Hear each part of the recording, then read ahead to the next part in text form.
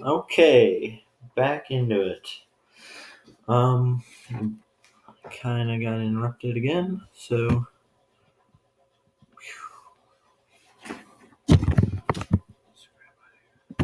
okay. Fairly sure I left off on the uh, amboids. So the chanocyte, whatever this guy is, how do you pronounce that? Basically, they line the inner cavity of the sponge. They have a sticky rim that collects food particles and sperm cells, and they have the flagellum, which whips around, that moves water. Um, they obtain sponges nutrients and oxygen, and they catch floating sperm. So basically, the water comes in through the ostia, goes in the spongicle, the center cavity, and the choanocyte, whatever. It gathers the nutrients and all the stuff sponge needs to both reproduce and grow and maintain life, and distributes it to these cells in the crap. Where is it? Okay, it's not on here. Oh wait, no, there it is. Okay, mesofoil. However you want to pronounce that. Okay, next thing, epidermis. So that's basically this pink, like, outer layer, just this general area. All this stuff is like the epidermis. It's like the outside. Um, the the pinocoats, yeah, the the pinocoids are like the flattened individual ones. So like each individual one of these cells is a pinocoid, and then all of them together is the epidermis. Um, it just covers the outer surface of the sponge and protects it. I'm guessing, and like just make sure that it's has some level of solidity. I don't know if that's a word, but it makes sense, so I'll use it. Flagellum, kind of already went over this. It just moves water around in the spongicle because it gets sucked in here and it needs to get out here. If these flagellum weren't here, it'd probably just stay in here and then the sponge would die.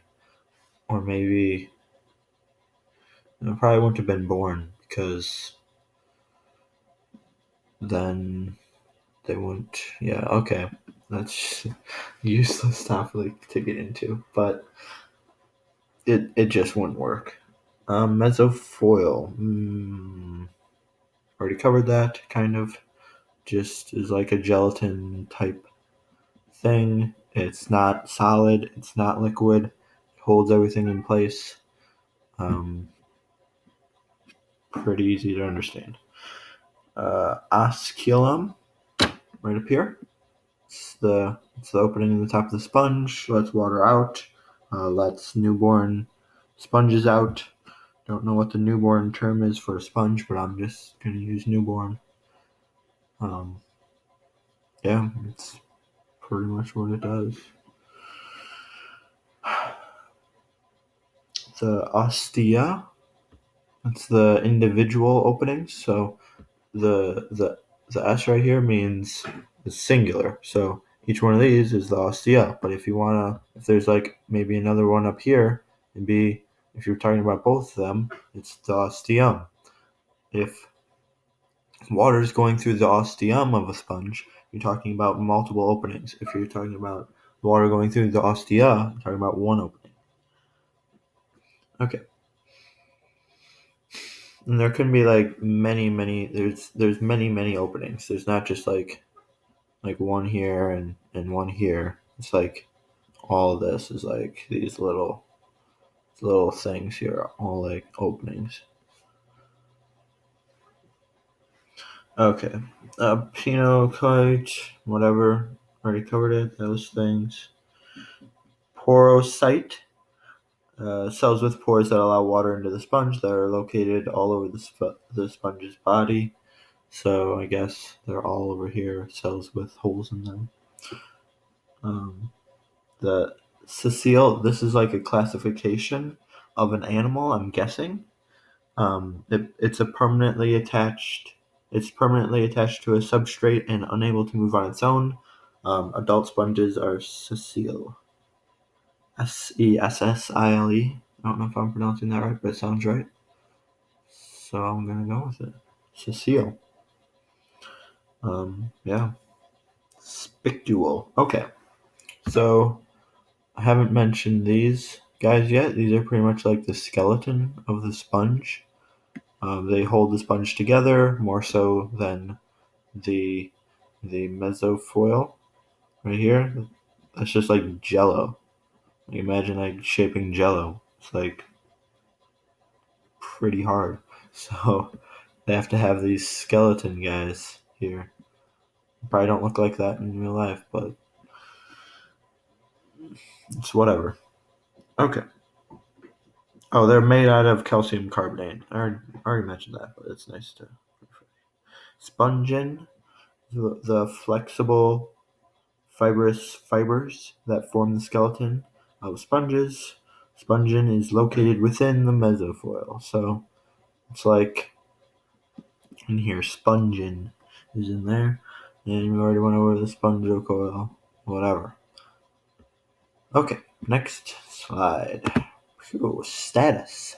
Sponges are not on the endangered species list, but their habitat, coral reefs, are being threatened by hurricanes, pollution, dredging, quarrying, destructive fishing practices, and boat anchors, and people touching or removing coils. I don't know what dredging means.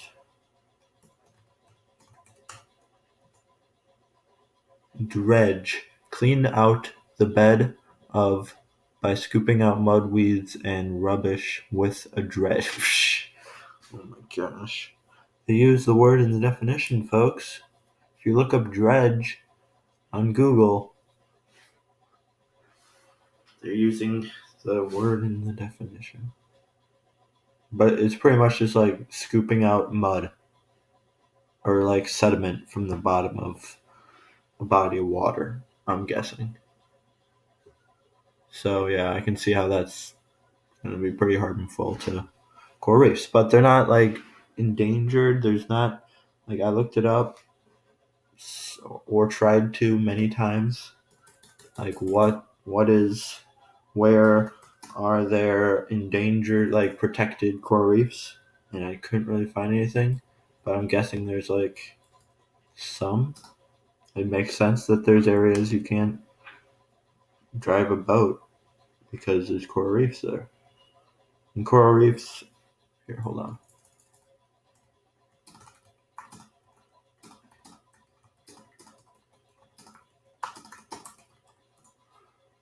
Okay, it takes us 10,000 years, according to oceanservice.noaa.gov, for a coral reef to form. It grows 2 centimeters per year, ish. So yeah, and there's like a coral reef protection organization in the United States. There's stuff, but it's not like it's not really protected that much, from what I could find out easily. Okay, 3 species of sponge done by Kaylin, so we'll see how this goes. Tube sponges. We got purple and the yellow. We got barrel sponges. I'm guessing the only difference is that they're a little bit shorter and wider. I can't really spot any difference. Like maybe a little bit different texture on the sponge, but okay. See, oh my gosh. Okay, sea sponges. Yeah, so we got 3 types. They do. From 3 shared. Sponges are able to release toxic substances into the water around them to make sure they have a place to grow in.